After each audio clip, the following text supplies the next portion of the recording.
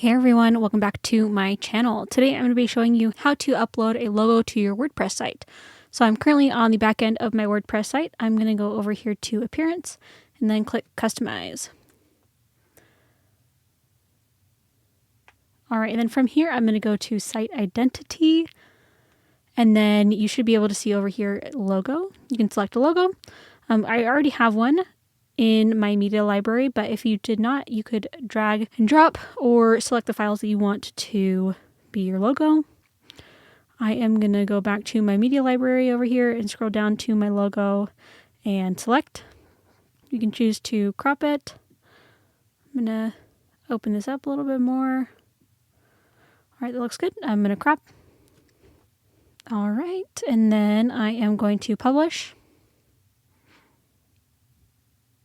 All right, and there you go. You have successfully uploaded a logo to your WordPress site. If you like this video, be sure to give it a like and subscribe.